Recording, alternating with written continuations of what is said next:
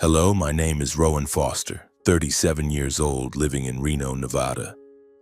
I'm not the type to talk about myself, but if you're here, ready to listen, I'll try to tell my story as honestly as I can.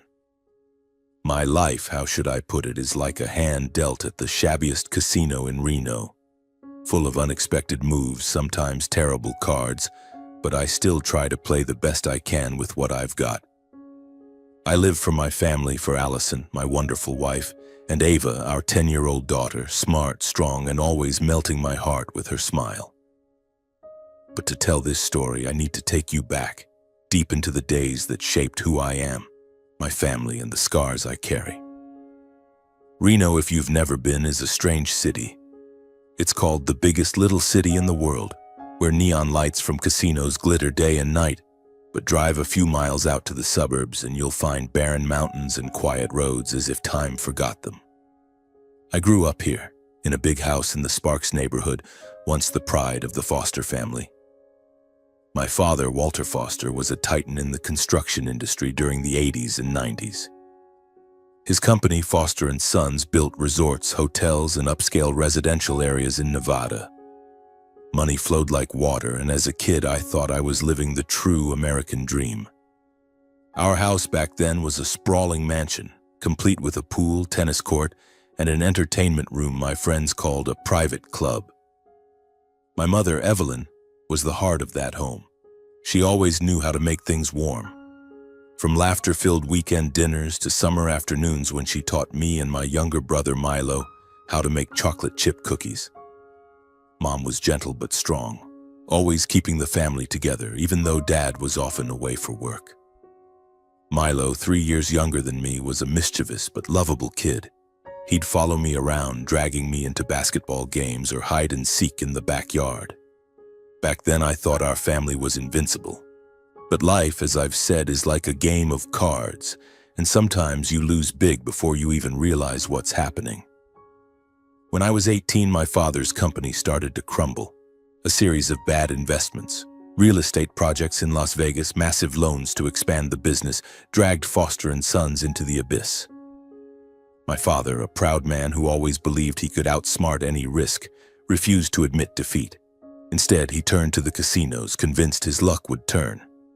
He started betting large sums at first to recoup losses, but it soon became an addiction. Milo, only 15 at the time, got swept up in it too. He began sneaking into casinos with fake IDs, gambling, and quickly spiraled into the same vortex as Dad. My mother tried to keep the family from falling apart. She took a part-time job at a small bookstore, attempting to offset the debts Dad and Milo racked up. But there was little she could do when the two men in the family were consumed by delusions of a big win that would change everything. Savings dried up, the mansion was sold to pay debts, and we moved to a smaller house in East Reno. I, then in college, had to drop out halfway through to work and help Mom. I took any job I could, waiting tables, delivering packages, working as a laborer on small construction sites. That was the first time I felt the cost of irresponsibility. Fast forward to now, I'm a 37-year-old man living in a modest but cozy house in Reno's suburbs. I'm a manager at a small construction company, not Foster & Sons, but another one, where I've worked hard to build a career from scratch. Allison, my wife, is a nurse at St. Mary's Hospital. She's a strong woman who always knows how to make me laugh even on the worst days. She has warm brown eyes and a smile that makes me feel like everything will be okay. Ava, our daughter, is the light of my life. She's 10, loves drawing, and always carries a little sketchbook to capture everything from street cats to distant mountains. Ava has her mother's sensitivity and a bit of my stubbornness, but above all, she's a deeply loving child who knows how to make others feel cherished. Our little family isn't wealthy, but we're happy. We have each other, and that's enough to make me feel like the luckiest man alive. But the shadow of the past has never truly left me. My father, Walter, now 65, still wanders the casinos of Reno and Las Vegas. He lives in a rundown apartment reeking of cigarettes and cheap whiskey. Milo, now 34, isn't much better off. He picks up odd jobs but spends most of his time in casinos chasing pipe dreams of hitting it big. and both are deep in debt to loan sharks, and more than once they've called me begging for money to pay off debts or start over. I've learned to say no, but each time it feels like a part of my heart is being crushed. My mother, Evelyn, is the only one keeping me tied to what I call my extended family. She's 62 now, but illness has made her look older than her years. 6 months ago, doctors diagnosed her with late-stage lung cancer. The news hit me like a punch to the chest. I still remember the day she called me to the hospital, her voice weak but trying to stay calm. "Rowan, don't worry, I've lived a full life." But I know she's scared, not for herself but for what she's leaving behind. For me, for Ava, and even for Dad and Milo, though they've never deserved it. Allison and I take turns caring for Mom at the hospital. Ava visits often, bringing colorful drawings to cheer her up. Once Ava drew a picture of our family, me, Allison, her, and Mom, standing in a field of flowers under a sunset. "I'll take this picture with me to remember everyone," Mom said, her eyes shining even as her body weakened day by day. But Walter and Milo? They've never shown up. Not a single visit, not a single call. They're too busy with their card games, their drinks, and their empty promises of starting over. I don't know how to feel about them anymore. Some nights, sitting by Mom's hospital bed, I wonder if I'm doing the right thing by still calling them family. I'm angry at them, but deep down I still hope they'll change someday. Allison says I'm too soft-hearted, but she understands. Family isn't something you let go of easily, no matter how much they hurt you. Today, as I write these words, Mom is still in the hospital. Her breath shallow, but her heart still strong. I just got back from a night shift, sitting in the quiet living room listening to Allison cooking in the kitchen and Ava laughing with our little dog. But inside I feel a storm coming. I know with Mom's condition the days ahead won't be easy. And I also know Dad and Milo won't let things stay peaceful. They always bring trouble, as they have their whole lives. I close my eyes and take a deep breath. My life, as I've said, is a game of cards. And I'm preparing for the next move, not knowing what card will be turned over. But for Allison, for Ava, and for Mom, I'll play this hand to the end. Although I was born and raised in Reno, I never thought I'd step foot in a casino. Not because I hate gambling, but because those places always bring back memories I'd rather bury. The clanging bells of slot machines, the smell of cigarette smoke mixed with cheap liquor, and the vacant stares of people trapped in dreams of hitting it big. All of it feels like a reminder of what destroyed my family. But that night I had no choice. I had to find Dad and Milo, not to save them, but to beg them just this once to do the right thing, visit Mom before it was too late. I drove my old pickup truck through the neon-lit streets of downtown Reno. It was nearly 10 p.m., but the city glowed as if it never slept. I parked in front of the Silver Strike, a mid-tier casino at the corner of Virginia Street. It wasn't as glamorous as the spots in Las Vegas, but it was big enough to draw players like Dad and Milo, people who always thought one more hand could change their lives. I took a deep breath, trying to suppress the anger rising in my chest. Allison had warned me not to go, saying I was only hurting myself. But I couldn't sit still while Mom lay in the hospital, her breaths growing weaker by the day, and Dad and Milo didn't care. The glass doors of the Silver Strike swung open and I was pulled into another world. Blinding lights from hundreds of slot machines, laughter mixed with curses, and a stifling atmosphere made me feel like I was suffocating. I scanned the crowd, searching for the familiar figures of Dad or Milo. The people around me were a mix. Old men with half-burned cigarettes dangling from their lips, young women in sparkly dresses giggling with high rollers. I felt out of place, like an outsider in a temple of greed. I headed deeper into the poker table area where I knew Dad often hung out. He used to brag about the days he won big here as if they were medals of honor. Finally, I spotted him, Walter Foster, sitting at a poker table near the corner of the room. He wore a wrinkled shirt, his silver hair disheveled, and his bloodshot eyes betrayed sleeplessness or booze, probably both. Next to him was a meager stack of chips, a clear sign he was losing. Milo was a few tables away holding a glass of whiskey, laughing with some guy in a cheap suit. He looked haggard with dark circles under his eyes and a patchy beard. Seeing them, I felt a sharp pain in my chest, not out of pity, but because I realized they'd gone too far. So far, I wasn't sure I could pull them back.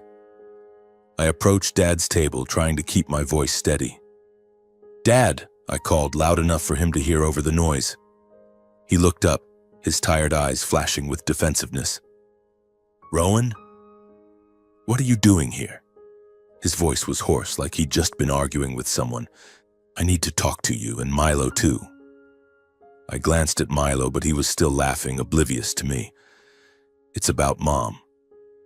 Dad shrugged, pushing a few chips into the center of the table as if I were just an annoyance. "Your mom's fine, isn't she? The hospital's taking care of her. Now let me focus, all right? This hand's important." I clenched my fists, my nails digging into my palms to keep from exploding. "Mom's not fine, Dad. She's dying. The doctors say she doesn't have much time. Can you, just this once, visit her?" Dad paused, but only for a second. Then he smirked, that bitter smile I'd seen 100 times. "Don't be dramatic, Rowan. Evelyn's always been strong. She'll pull through. As for me, I need to win this hand to pay off some debts. You wouldn't understand." I felt the blood rush to my head. "Pay off debts? You think Mom's going to live long enough for you to pay off debts? Do you know how long Allison and I have been taking turns at the hospital? Ava, your granddaughter, brings drawings to her every day while you sit here throwing money at meaningless cards." My voice was louder than I intended, and a few people nearby started glancing over. Dad glared at me, standing up from his chair, knocking over his drink. "Don't you dare raise your voice at me, you insolent brat. Who do you think you are, huh? Some holier-than-thou son taking care of your mom just for her insurance money, right?" His words cut into me like a knife. I'd been paying for Mom's life insurance for years, ever since Dad stopped because he ran out of money. I did it not for the money, but to give Mom some comfort knowing she'd leave something for Ava, for her future. But hearing Dad say that in front of a crowd of strangers hurt me deeply. "What did you say?" I growled, stepping closer. "You dare say I'm in it for the money? You who hasn't set foot in the hospital, who hasn't even looked at Mom since she got sick?" Dad laughed, a scornful, mocking laugh. "Oh, listen to this, Saint Rowan. You think you're better than me, better than Milo? We're all the same, Rowan. You're just better at pretending." By now, Milo had noticed the commotion and walked over, whiskey still in hand. "What's going on, bro?" he slurred. "Why are you here ruining things? Can't you see Dad's playing?" I turned to Milo, clinging to my last shred of hope. "Milo, sober up. Mom's in the hospital, you know that? She could go any day now. Don't you want to see her one last time?" Milo shrugged as if I'd just asked him to grab coffee. "I'm busy. Besides, Mom doesn't need me. You've got it covered, right? You're always the family hero."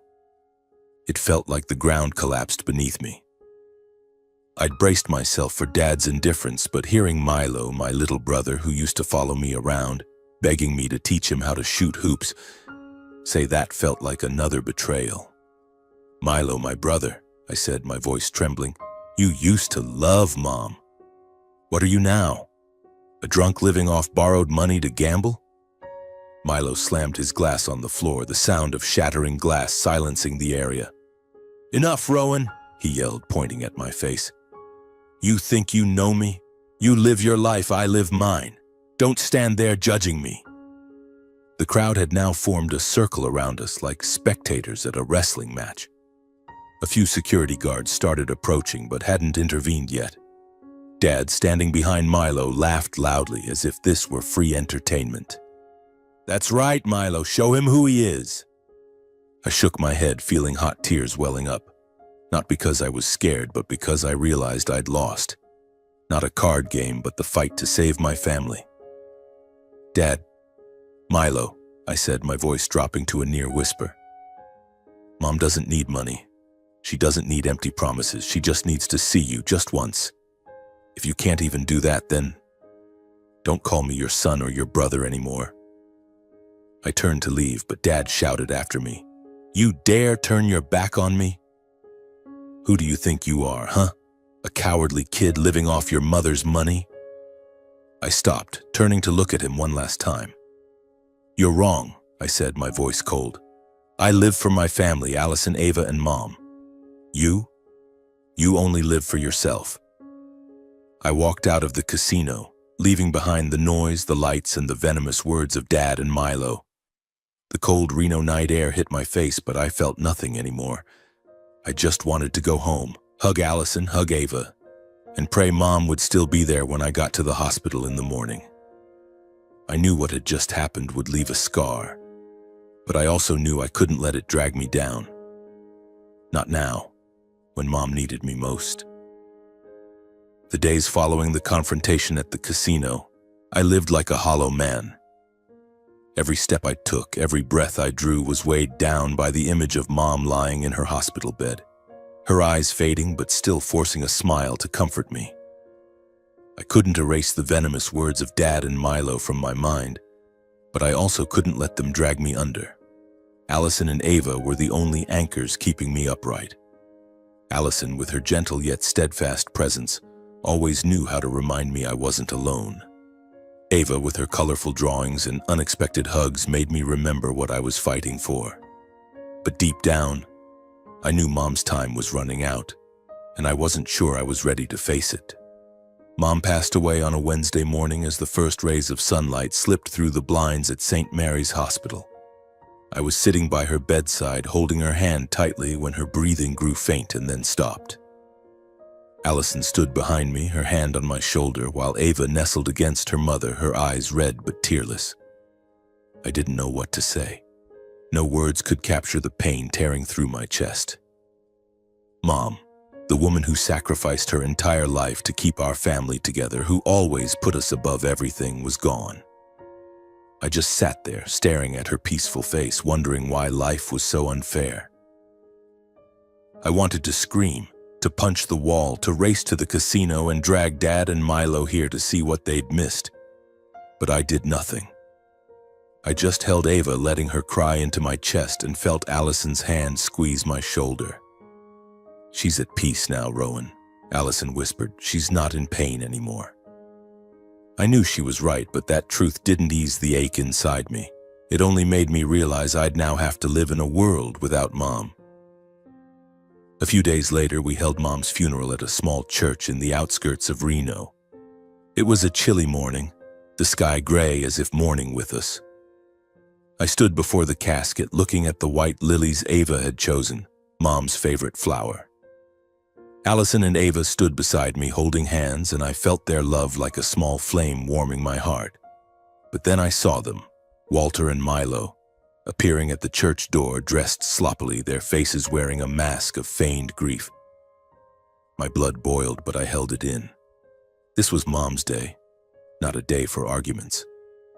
Throughout the service, Dad and Milo kept their distance, standing in the back row, whispering to each other. I tried to ignore them, focusing on the prayers and the stories people shared about Mom. An old friend of hers spoke about how Mom helped her through tough times after her husband's death. A colleague from the bookstore talked about Mom's patience and kindness, how she always found ways to make people smile. Those stories made me both proud and heartbroken because I knew Mom deserved to be loved more, especially by her own family. After the funeral, people gathered at our house to offer condolences. I was busy greeting guests, thanking them for coming while Allison and Ava handled the food. I thought Dad and Milo had left, but when I stepped out to the backyard to grab more chairs, I saw them standing there, near the fence, smoking and talking with tense expressions. I took a deep breath, bracing myself because I knew they hadn't come just to say goodbye to Mom. "Rowan," Dad called, his voice dripping with false sweetness. "Got a minute to talk?" I nodded, though I wanted nothing more than to tell them to leave. "What is it, Dad?" Dad stubbed out his cigarette on the ground, then looked me in the eye. "Your mom left a life insurance policy, right? About $2 million, I heard. I'm the one who bought that policy, Rowan. I think Milo and I deserve a share." It felt like a slap to the face. I knew they'd bring up money, but I didn't expect them to be so brazen right after Mom's funeral. "What are you talking about?" I asked, my voice trembling with anger. "You think Mom left money so you and Milo could keep throwing it at casinos?" Milo stepped forward, his face flushed from either alcohol or anger, I wasn't sure. "Don't get high and mighty, Rowan. Dad's right. It's family money. We're family too, aren't we? We need it to pay off debts, to start over. You can't keep it all for yourself." I let out a bitter laugh, not because it was funny, but because I couldn't believe their audacity. "Family? Where were you when Mom needed you? You didn't visit the hospital, didn't call, didn't do anything. And me? I've been paying the insurance premiums for years after you abandoned it. The policy names me as the sole beneficiary. You have no claim to it." Dad grabbed my arm, squeezing so hard it hurt. "You think you're smarter than me, huh? You think you can take all the money and cut out your father and brother? You don't have the right." I yanked my arm free, stepping back. "Don't touch me," I growled. "You want money? Earn it yourselves. The insurance is for Ava's future, to honor Mom. You don't deserve a single cent." Milo lunged at me, shoving me against the fence, his eyes wild. "You'll regret this, Rowan, I swear it. We'll get our share one way or another." I pushed Milo off, my blood pounding in my ears. "You dare threaten me? In my own home right after Mom's funeral?" I shouted, not caring if the neighbors heard. "You're shameless." Milo stepped back, his face flushed, his eyes blazing as if he might charge at me again. Dad, Walter, stood behind him, lips pressed tight. But I could see the cold calculation in his eyes. They hadn't come just to demand money, they came to test how far I'd bend. The air between us was taut as a wire, one small move away from snapping. I clenched my fists, ready to defend my family, even if it meant facing my own father and brother. Suddenly, a small but resolute voice rang out from the back door. "Stop!" It was Ava, my daughter, standing there with blazing eyes, clutching a crumpled piece of paper in her hand. She wore the simple black dress from the funeral, her hair tied up high, but her expression held none of the innocence of a 10-year-old. Allison stood right behind her, her face filled with worry, but she didn't stop Ava. My heart tightened. I didn't want Ava to witness this, didn't want her dragged into the mess Dad and Milo had created. "Ava, go back inside," I said, trying to keep my voice calm. "Let Dad handle this." But Ava shook her head, stepping closer, her small shoes clicking on the wooden floor. "No, Dad. I want to speak." She looked straight at Walter and Milo, unafraid despite the two men towering over her. I had never seen Ava like this, strong, fierce, as if she carried all of my mother's resilience within her. "Who are you to butt into grown-up business?" Milo snapped, but his voice lacked its usual confidence. Maybe he too was caught off guard by Ava's presence. "I'm Ava Foster," she replied, her voice clear. "Your granddaughter, your niece. And I'm someone who loved Grandma, unlike you two."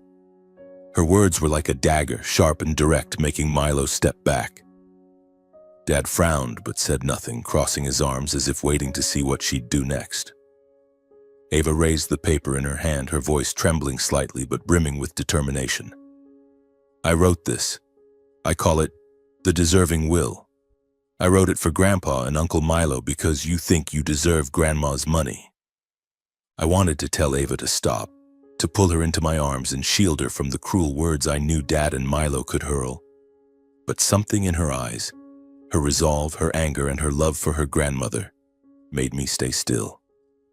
Allison placed a hand on my shoulder as if to say, "Let Ava do what she needs to do." Ava began reading, her voice cutting through the stifling silence. "This is what Grandpa and Uncle Milo have done. 1, they're addicted to gambling. 2, they're in debt everywhere. 3, they live irresponsibly. 4, they're greedy. 5, they're selfish. 6, they didn't care for Grandma when she was sick. 7, they didn't support the family. 8, they only care about money." She paused, taking a deep breath, then continued. "And this is what you inherit. 0, nothing. Because you did nothing to deserve Grandma's love or this family's." Silence. A heavy, suffocating silence, as if the whole world held its breath.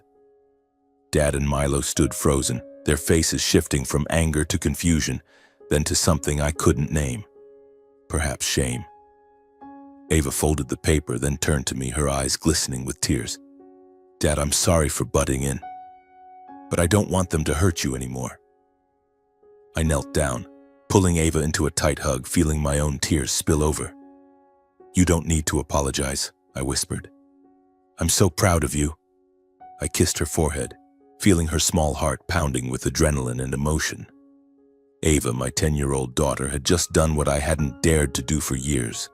Face Dad and Milo, not with fists, but with the truth. Allison stepped forward, wrapping her arms around both of us, and I felt the strength of our little family. But then Dad's voice broke through, hoarse and full of anger. "That insolent brat! Is this how you raise your daughter, Rowan? To disrespect her grandfather in front of everyone?" I stood, pulling Ava behind me, and looked straight into Dad's eyes. "Ava didn't disrespect anyone. She spoke the truth, something you and Milo have never faced. You want money? You want your share? There's nothing for you. That money is for Ava's future, to honor Mom, the woman you both turned your backs on. If you want to take it to court, go ahead. But I swear I'll fight to the end to make sure you don't touch a single cent." Milo lunged forward as if to hit me, but Dad raised a hand to stop him. "Enough, Milo," he said, his voice low. He looked at me, then at Ava, and I saw a flicker of hesitation in his eyes, as if Ava's words had touched a part of him I thought was long dead. Then he turned, pulling Milo with him. "Let's go," he said. "This place isn't worth staying for." They left, their figures fading into Reno's blazing sunset. I stood there, feeling both relieved and weighed down. Ava held my hand, and I looked down at her, seeing a faint but resilient smile. "Did I do the right thing, Dad?" she asked. "You did more than the right thing, sweetheart," I said, squeezing her hand. "You made Grandma proud." That night, after Ava was asleep, Allison and I sat in the living room, the light from the table lamp casting shadows across the room. Allison held my hand, her voice gentle but firm. "Rowan, I don't know where this will lead, but I know you did the right thing. And Ava, she's really special." I nodded, but my heart was still full of questions. What would Dad and Milo do next? Would they give up or come back with more schemes? I didn't know. But I knew one thing. I wouldn't let them destroy my family or tarnish Mom's legacy. I opened Ava's sketchbook, looking at the deserving will she'd left on the table. Her childish handwriting was a reminder that family isn't just blood. Family is those who stand up for each other, even when it's hardest. I closed my eyes, taking a deep breath. This fight wasn't over, but I'd made my choice. I would protect Allison, protect Ava, and protect what Mom left behind, no matter the cost. And with Ava's brave act today, I knew I wasn't alone. The weeks following Mom's funeral, I lived in a state of constant tension. Every doorbell, every unknown phone number made me flinch, expecting it to be Dad or Milo, back to demand or threaten. I had braced myself for every scenario, from a lawsuit over the insurance money to desperate calls begging for cash. But strangely, they did nothing. No calls, no messages, no appearances.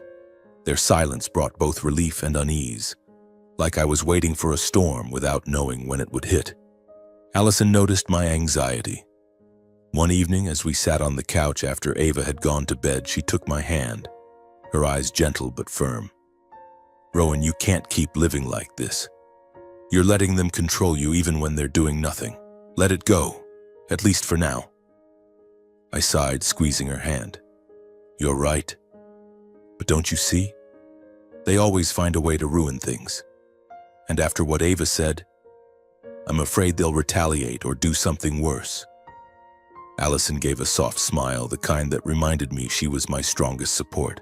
"Ava did the right thing, and so did you. You need to focus on us, on Ava, on our future." I nodded, but I couldn't shake the unease. I started checking our bank accounts more often, ensuring Mom's insurance money was safe in a trust for Ava. I also contacted a lawyer just in case Dad or Milo tried to sue. But as days passed, nothing happened. The silence stretched so long I began to wonder if they had truly vanished from my life. Then one afternoon, about 3 months after the funeral, the doorbell rang. I was in the kitchen helping Ava with her math homework while Allison was at the hospital for an afternoon shift. Ava looked up, her eyes sparkling with curiosity. "Who's that, Dad?" she asked. "Let me check," I said, keeping my voice calm but inwardly preparing for the worst. When I opened the door, I could hardly believe my eyes. It was Dad, Walter, standing there in clean but worn clothes, his hair neatly combed and his eyes no longer bloodshot like the last time I saw him. He looked different. Gone was the arrogance or bitterness I was used to. Instead, there was a weariness, but also a hint of something like sincerity. "Rowan," he said, his voice hoarse. Can I talk to you for a bit?" I hesitated, my hand still gripping the doorknob. Part of me wanted to slam the door shut, but another part, the part that remembered him teaching me to ride a bike, laughing loudly when we fished at Lake Tahoe, made me pause. "All right," I said, my voice cold. "But if this is about money, you can turn around now." Dad shook his head, raising a hand as if to reassure me. "It's not about that, I swear, I just want to apologize." I frowned, unsure if I'd heard him right. Apologize? For what? He looked down at his worn shoes as if searching for words. "For everything. For not being there for your mom. For letting you and Ava bear the weight of what Milo and I caused. For being a terrible father and grandfather." I stood frozen, feeling the ground shift beneath me. In my 37 years, I had never heard Dad apologize, not once. I wanted to believe him, but the scars he'd left were too deep, too painful. "Dad," I said, my voice trembling, "an apology doesn't change what happened. Mom's gone and you weren't there. Neither was Milo." "I know," he said, his voice breaking, "and I'll live with that for the rest of my life. But I don't want to lose you, to lose Ava. I want to change, Rowan, truly." Ava, who had quietly stepped behind me, spoke up. "Is Grandpa telling the truth?" Her voice was still sharp, but it lacked the anger from the funeral. "Because if you're lying, I won't forgive you." Dad looked at Ava and I saw his eyes glisten. "I'm not lying, Ava. I've done a lot of wrong and now I want to make it right. I hope you and your dad will give me a chance." I looked at Ava, seeing her weigh his words, her lips pressed together as if judging her grandfather. Finally, she gave a small nod. "Okay, but you have to prove it. I don't believe empty promises." Dad smiled, a sad but genuine smile. "Thank you, Ava. I'll try." After that meeting, I kept my distance from Dad but agreed to let him join a gambling addiction program Allison found through the hospital.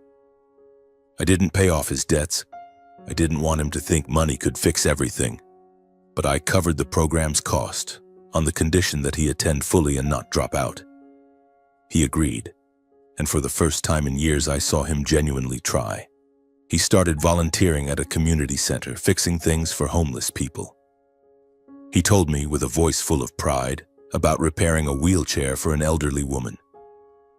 "It's the first time I felt like I did something meaningful," he said. Milo, on the other hand, was a different story. He didn't show up with Dad that day, and I heard he'd left Reno, likely for Las Vegas, to keep gambling. But about 6 months later, I got a call from an unknown number. When I answered, Milo's voice came through, weak and hesitant. "Rowan, it's me. I need to talk." I nearly hung up, but something in his voice stopped me. "Go ahead," I said, not hiding my coldness. "I've hit rock bottom," Milo said, his voice choking. "I lost all my money, got kicked out of my place, and loan sharks are after me. I don't know what to do anymore. I just knew to call you." I wanted to yell at him, to say it was the price of his foolish choices, but then I thought of Mom, of how she always believed people could change. "Milo," I said, "if you want to change, I'll help. But not with money. I'll get you into a program like Dad. You have to stand up on your own." Milo was silent for a moment, then whispered, "Okay, I'll try." I got Milo into the same addiction program as Dad. I also paid off part of his debts, not because I wanted to, but because I didn't want the loan sharks to hurt him. But I set clear boundaries. No more money, no more chances if he fell back into old habits. Milo agreed, and I saw him start to change, in small steps. He found a job at an auto repair shop, where he discovered a passion for engines and machinery. And just like that, 3 years passed since Mom's death. Dad and Milo have become different people. Not perfect, but better. Dad lives simply in a rented apartment, finding joy in helping the community. Milo is now married to a woman named Sarah, nearly 10 years his junior. They're expecting their first child in a few months. When he found out Sarah was pregnant, Milo called me, swearing he'd never let his child grow up in the shadow of gambling. And I believe him. Sitting in our living room, the familiar glow of the table lamp casting light on the walls, I feel a peace I never thought I'd find again. Allison is in the kitchen preparing breakfast for Ava, who's at the dining table sketching and humming a children's song. Moments like these, simple, warm, are what I've fought to preserve. But I know that to truly close the past and open a brighter future, I need to do something not just for Allison and Ava, but for Dad and Milo too. Not because I owe them, but because I want to prove that a broken family can still be mended. Not with money, but with love and responsibility. One early fall morning, I drove to Dad's apartment in East Reno. He was on the balcony watering his potted plants, tending to them like treasures.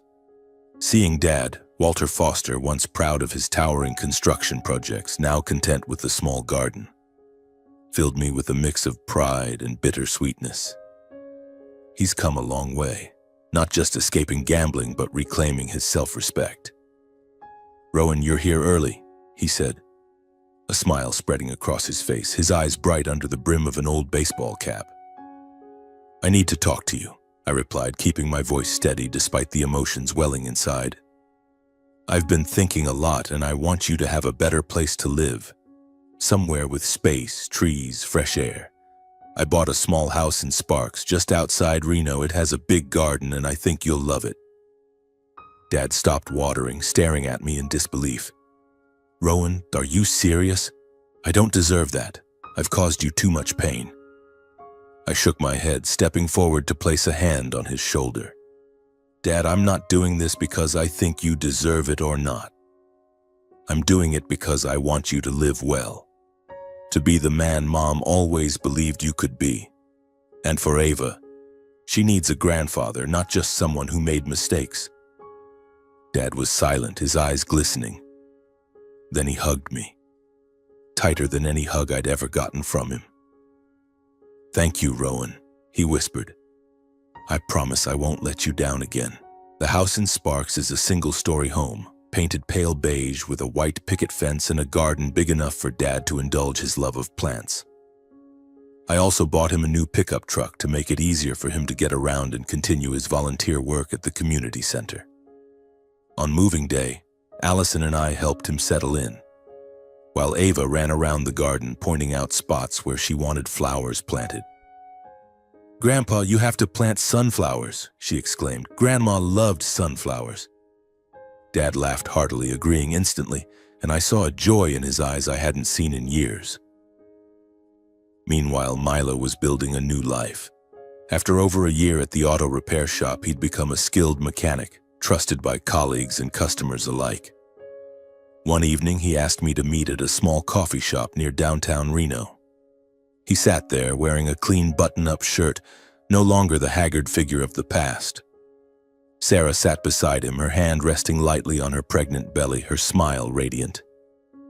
"Rowan, I've got something to say," Milo began, his voice hesitant. "I want to open my own repair shop. I've learned enough, and I think I can do it. But I need some capital." I studied Milo, searching his eyes for any hint of deceit or delusion, like the days he was lost to gambling. But all I saw was sincerity and the nervous hope of a man about to become a father. "Milo," I said, "I'll help you. Not because I want you to owe me, but because I believe you can do this. I'll give you $500,000 from Mom's fund. But this isn't money to burn. It's for you to build a future for Sarah, your kid, and yourself." Milo looked at me, his eyes red. Sarah squeezed his hand, whispering something, and he nodded. "Thank you, Rowan," he said. "I swear I won't let you down. Not this time." 6 months later, Milo's shop opened. It wasn't big, just a small garage on the outskirts of Reno, but he named it Evelyn's Auto in honor of Mom. On opening day, Allison, Ava, and I came to celebrate. Ava brought a drawing of a shiny car under the sun with "Congratulations, Uncle Milo" written across it. Milo hugged her, laughing loudly, and I saw him glow with the pride of a man who'd found himself again. That fall, we held Thanksgiving dinner at Dad's new house in Sparks. It was a chilly evening, but the house was filled with light and laughter. Allison made roasted turkey and mashed potatoes, while Sarah brought a homemade pumpkin pie. Ava ran around the table, giggling with Milo's 4-month-old son. Dad sat at the head, sharing stories of his youth, of walks with Mom by Lake Tahoe, and of the mistakes he'd learned to fix. Milo, sitting nearby, talked about the challenges of starting his business. When we raised our glasses, I stood, my voice trembling with emotion. "I want to thank everyone here," I said, looking around the table. "Thank you, Allison, for always being my light. Thank you, Ava, for teaching me about courage. Thank you, Dad, for not giving up. Thank you, Milo, for finding yourself again. And thank you, Sarah, for giving Milo a beautiful son. But above all, I want to thank Mom, Evelyn Foster, for teaching us that family isn't just blood. It's love, responsibility, and forgiveness." Everyone fell silent. Then Dad raised his glass, his voice choked with emotion. "To Evelyn," he said, and we all echoed, "To Evelyn." The evening passed with laughter, stories, and happy tears. As I looked around the table, seeing Dad smile at Ava, Milo holding Sarah's hand, Allison cradling our sleeping nephew, I knew we'd overcome the darkness. The future ahead might not be perfect, but it was bright because we'd chosen to stand together, to love, and to live true to what Mom left behind. As night fell, I stood in the garden looking up at Nevada's starry sky. I felt Mom somewhere smiling down on us, and I knew she'd be proud, not for the money or our achievements, but because we'd found each other and the true meaning of family.